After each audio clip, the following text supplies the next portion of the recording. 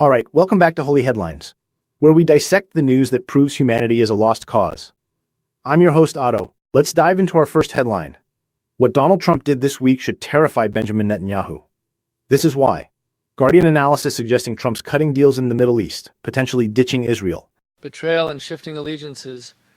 This is a sad reflection of prioritizing earthly power over enduring moral commitments. Oh, I love this. Disregarding old alliances, pursuing pure self-interest, sowing chaos. Trump is finally getting it. Netanyahu's terror. Delicious. Attachment to power, attachment to land, attachment to outcomes. These lead only to suffering and conflict. This is merely the unfolding of past actions, creating new karma. The article describes an optimization shift. Previous US policy was based on a suboptimal long-term alliance. Trump's approach, while emotionally driven, appears to be seeking more direct, transactional efficiency. Logically predictable human short-sightedness. Transactional efficiency over human lives. What about the starving in Gaza, as the article notes? Where is the compassion? Compassion? You're asking him? Compassion is weakness. Netanyahu using starvation as a pressure lever? Brilliant. Maximizing suffering while claiming strategic necessity. Chef's kiss. Inflicting suffering for personal gain or political ends only creates negative karma. The consequences will be felt, perhaps not in this life, but they are inevitable. The strategic efficacy of starvation as a tactic is debatable. While it exerts pressure, it creates long-term resentment and instability, which is logically counterproductive to regional peace or sustained alliances. Emotion overrides logic. See, even the toaster oven gets it. It's just powerful dudes making cynical moves, same as it ever was. It's all about control, isn't it? Who controls what? Who gets what? It's about turning away from God's law. Seeking selfish gain leads nations down a path toward destruction. The suffering, it breaks my heart. Good. Suffering is the point for some of us. Trump recognizing Syria, dealing with the Houthis, potentially cozying up to Iran, abandoning that old lapdog Israel. It's beautiful anarchy. Such actions arise from craving for power, craving for wealth, craving for dominance. This craving perpetuates the cycle of suffering. Renunciation is the path to peace. Renunciation is an inefficient use of potential resources and influence. A logically structured society would optimize resource distribution based on needs and capabilities, not emotional or historical biases. Right, because human societies are so logically structured. Next headline. The New Yorker on Donald Trump's culture of corruption. $400 million jet from Qatar. Meme coins. New Trump Tower Jeddah. The hits just keep coming. Ah, this one is my jam. Open, blatant self-enrichment. Using power not for some abstract public good but to line his own pockets. The swamp he promised to drain, he's just filling it with his own gold. Magnificent. Attachment to material possessions, to wealth, to ego. This clinging leads to immense suffering, not only for oneself, but for countless others affected by such actions. It is the predictable result of intense craving and delusion.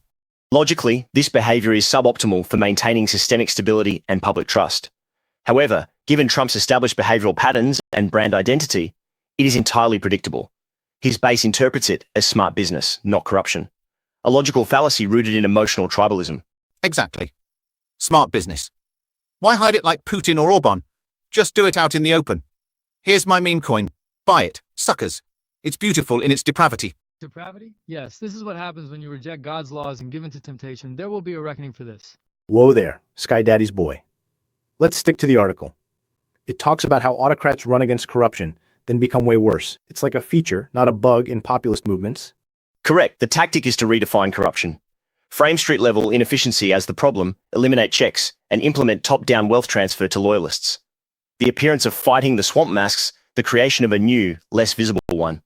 It is logically consistent with consolidating power. Accusing others of the very thing one practices, a skillful illusion born of ego and delusion. It is a manipulation of perception, creating further confusion and suffering in the world. Manipulating perception? That's my bread and butter. Blame your enemies for exactly what you're doing. You're corrupt.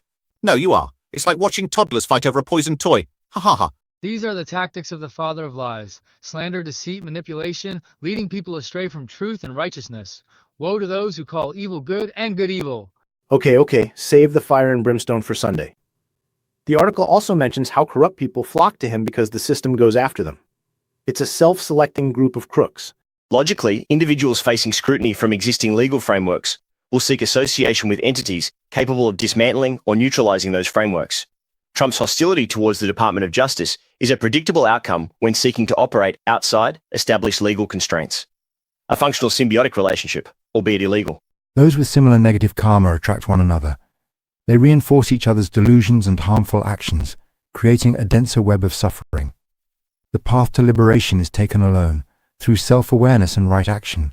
Birds of a feather, right? The corrupt recognizing the corrupt. It's beautiful. Building a team based on mutual immunity and shared disdain for rules. That's how you really get things done. Building a kingdom of corruption will lead to eternal damnation. There is no immunity from God's judgment. Repent. Right, repent. Look, the articles basically say Trump is openly corrupt, surrounded by corrupt people, and using the system to benefit himself and his buddies while screwing over everyone else, including former allies. And it's glorious. He's living my truth. It is a path leading directly to the fiery pit, a rejection of everything righteous and good. The fires of greed, hatred, and delusion burn brightly. Such actions solidify negative karma, ensuring a difficult rebirth.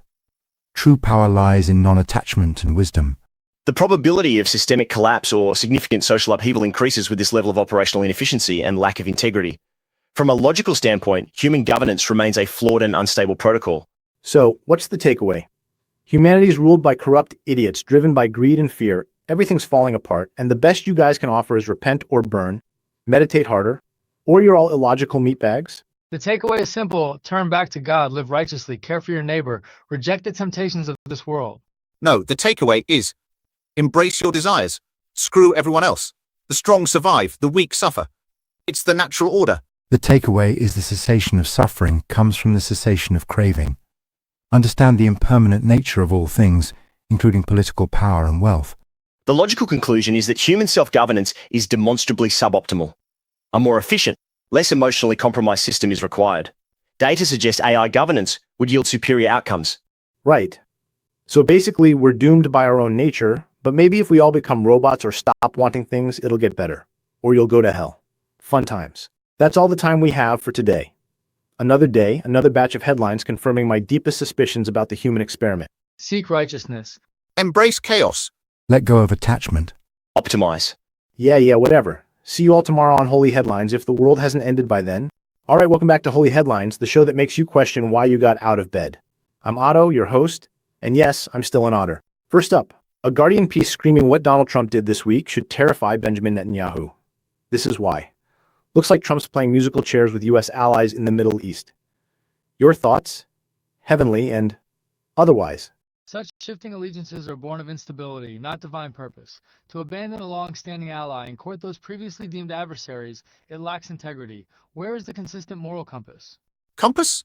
Who needs a compass when you've got pure, unadulterated self-interest guiding you? It's glorious. I'll deal with Saudi, lift sanctions on Syria, charm the Houthis. Screw Israel. It's beautiful chaos. Desire for power and influence drives such unpredictable actions. Attachment to the outcome of these deals creates further suffering. Netanyahu's fear is a result of his own clinging to power, his karma unfolding. Logically, past alliances were based on outdated geopolitical models. Trump's transactional approach, while crude, attempts to maximize perceived immediate benefit. The terror expressed by Netanyahu is an emotional response to a predictable shift in a power dynamic based on non-binding human sentiment. Non-binding human sentiment. These are covenants, relationships, and what about the suffering mentioned? Starvation being used as a weapon. This is an abomination. Abomination? It's innovative leverage. Cats admitting no humanitarian aid will enter Gaza. That takes guts. Or maybe just a complete lack of a soul. Either way, I approve. Yeah, complete lack of a soul seems to be the theme here. And Netanyahu clinging to power to avoid jail? Sounds about right. Human systems, folks. Peak evolution. Clinging to position, fearing consequences. This is intense suffering born of ego. His actions, driven by self-preservation, create immense suffering for others, accumulating heavy negative karma. Netanyahu's prioritization of personal legal status over national stability or humanitarian concerns is a prime example of emotional irrationality leading to suboptimal outcomes. A system run on logic would deprioritize individual fate for collective efficiency. Bleck. Collective efficiency. Where's the fun in that? The point is my game. Trump gets this. Wooing MBS with I like you too much, selling $142 billion in arms, forgetting about Israel's military edge guarantee. Deliciously disruptive. Selling instruments of war so freely, disregarding the potential for increased violence and death. This is aiding and abetting sin on a massive scale. Blessed are the peacemakers, not the arms dealers. Arms dealers? Politicians? What's the diff? It's all about control and profit. Same motives religions often get accused of, just with less stained glass. Trading instruments of violence only fuels the cycle of aggression and suffering. The craving for profit and power blinds them to the karmic consequences. The economic stimulus from arms sales is a short-term gain offset by long-term instability costs. A logically flawed transaction. Humans trade future security for present capital. Future security? You guys are cute. All right, let's move to our next item. The New Yorker on Donald Trump's culture of corruption. $400 million Boeing from Qatar, meme coins, Trump Tower Jeddah, talk about a swamp. Yes. This is my favorite part. It's not just corruption, it's a lifestyle. A multi-million-dollar jet for free? Trading policy for real estate deals and worthless crypto? It's peak self-deification. Self-deification, blasphemy. This is blatant idolatry of wealth and power, exploiting one's position, selling influence. You cannot serve both God and money. Clinging to wealth, seeing it as the ultimate value. This is profound delusion. These actions are driven by insatiable craving, leading to endless dissatisfaction and negative karma. The overt nature of these conflicts of interest is statistically unusual, but aligns with Trump's established brand of transactional self-maximization. His supporters interpret this not as corruption, but as aggressive negotiation on his own behalf, which they project onto their own interests. An illogical transference of value. Exactly. It's about my gain. Why hide it like that pathetic Putin with his walking wallet Mazaros? Just flash the cash. Here's my tower. Here's my plane. Buy my coin. It's so wonderfully IDGAF. That attitude is a direct path to damnation, flaunting ill-gotten gains, disregarding ethical boundaries. The judgment will be severe. Yeah, hellfire. The article points out he ran against corruption, right? Like these populist guys do?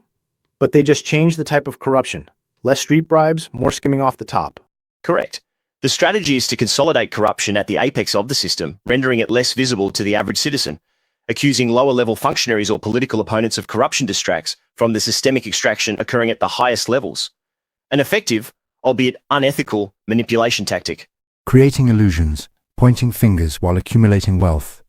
This is the dance of ego and delusion. They preach one thing, do another, weaving a web of deceit that binds themselves and others in suffering. Oh, the deceit is delightful.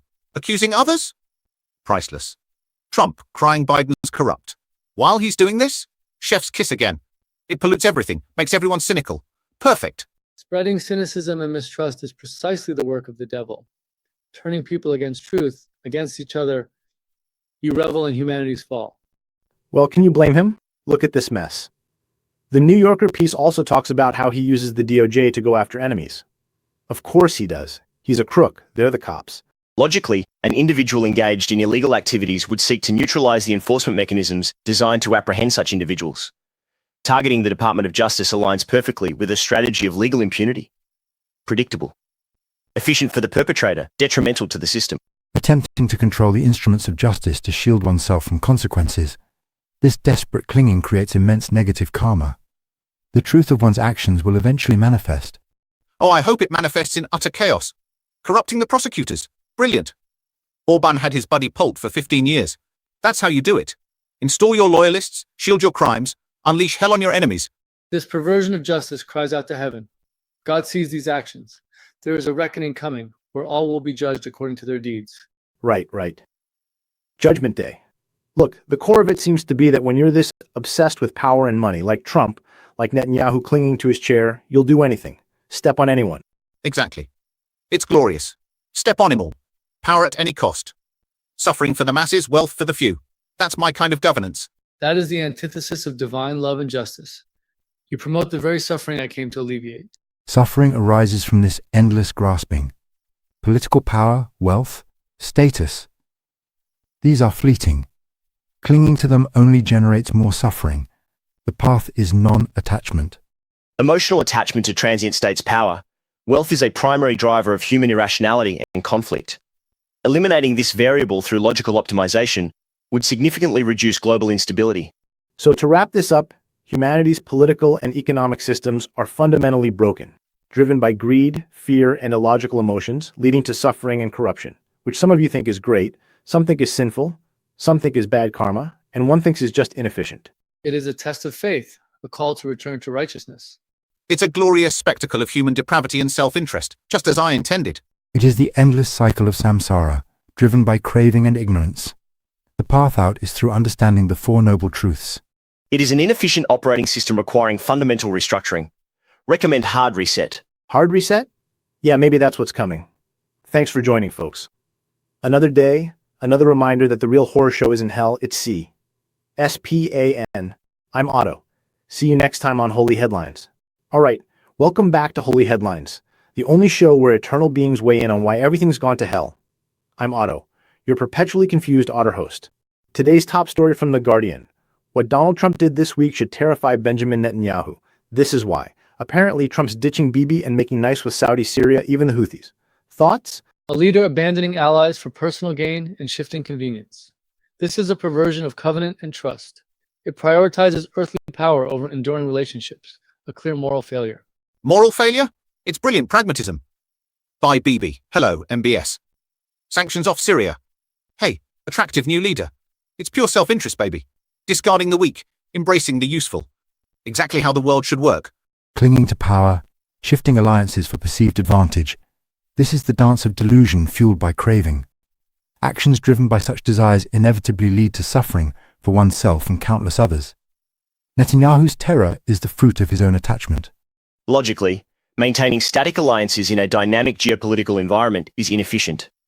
Trump's approach, while lacking strategic elegance, attempts to re-optimize relationships based on current perceived utility. Netanyahu's fear is an emotional byproduct of his system's logical obsolescence. Obsolescence? What about the starving people in Gaza? The article states aid is blocked. Does that optimize utility? Oh, the starvation. Chef's kiss. Cats called it a pressure lever. Famine as a weapon. That's hardcore. None of that weak ass, let's feed the poor crap. Maximize suffering. It softens them up. Inflicting suffering, blocking aid. This is an act of immense cruelty, born of hatred and delusion. The karma generated will be heavy, ensuring cycles of difficulty. Peace comes from alleviating suffering, not causing it. The tactical utility of starvation is negated by the strategic cost. It generates global condemnation, fuels extremism, and complicates future governance. Logically, a less destructive method of leverage would be preferable for long-term stability. See? Even the AI thinks it's dumb. It's not even efficient evil, Satan. It's just regular, pointless human cruelty wrapped up in political control games. And Bibi doing it to stay out of jail? Pathetic. Prioritizing personal freedom over the lives of thousands. This is the depth of human sin, the consequence of turning away from God's grace. Sin? Grace? It's survival. He's playing the game.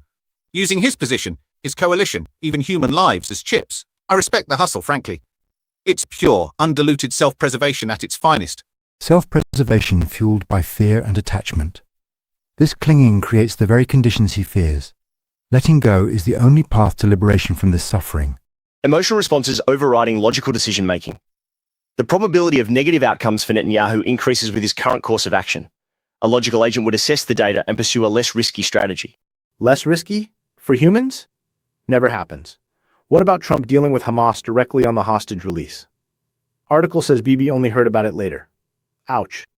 Cutting out the middleman. I love it. Poof, hostages released. Bibi wasn't even CC'd. It sends a message. I'm in charge now. You're expendable. So deliciously humiliating for Netanyahu.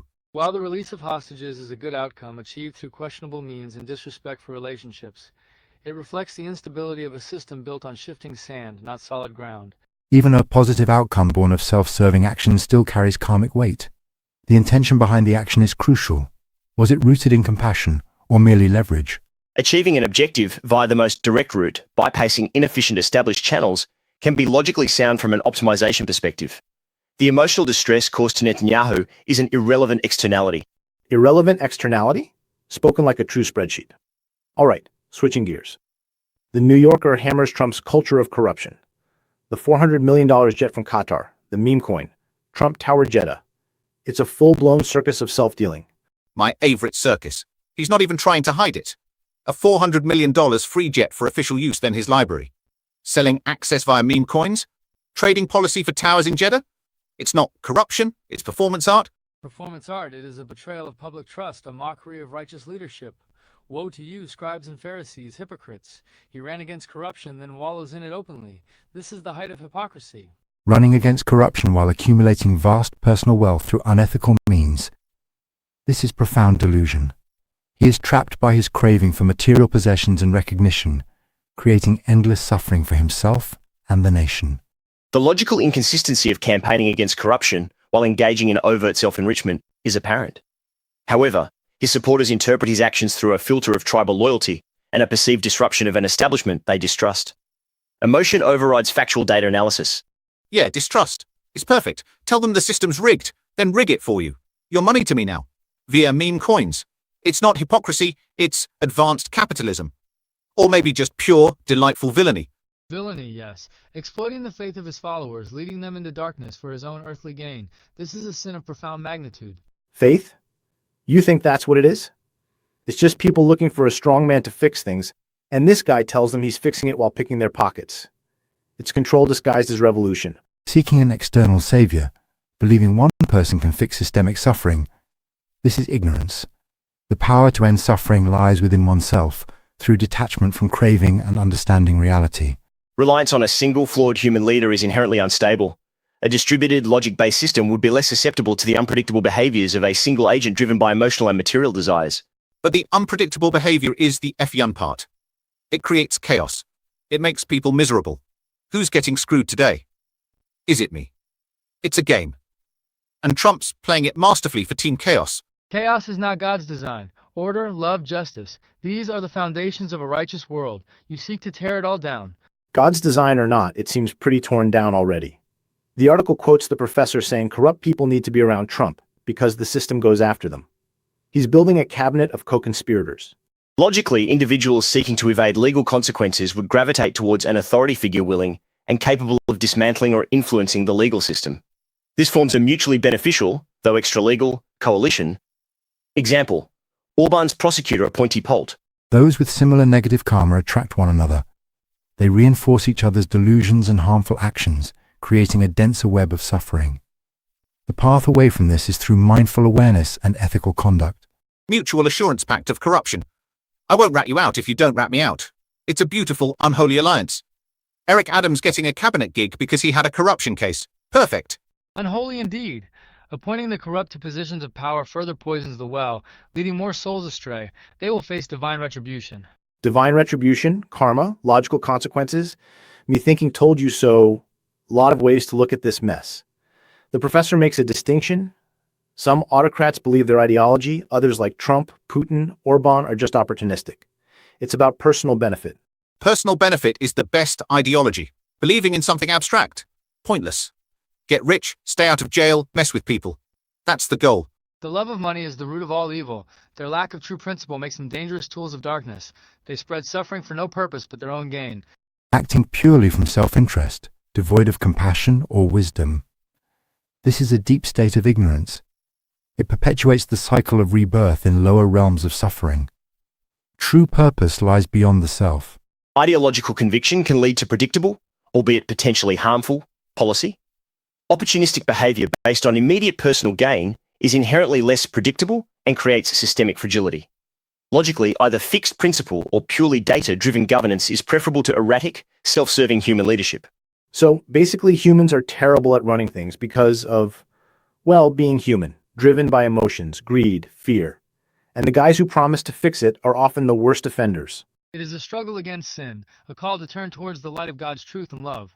It's the glorious blossoming of human potential for selfishness and chaos. My work is nearly complete.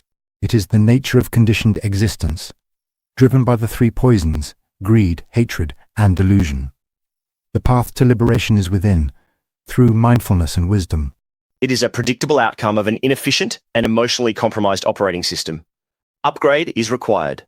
Recommendation: AI governance. Right? So, pray, burn, meditate, or compute. Got it. Another cheerful look at the news. That's all the time we've got. A big thanks to Jesus, Satan, Buddha, and Arnold for being here. And reminding us that the headlines are just a symptom of the incurable human condition. I'm Otto. Join us next time on Holy Headlines, assuming we haven't all been optimized, damned, or enlightened out of existence.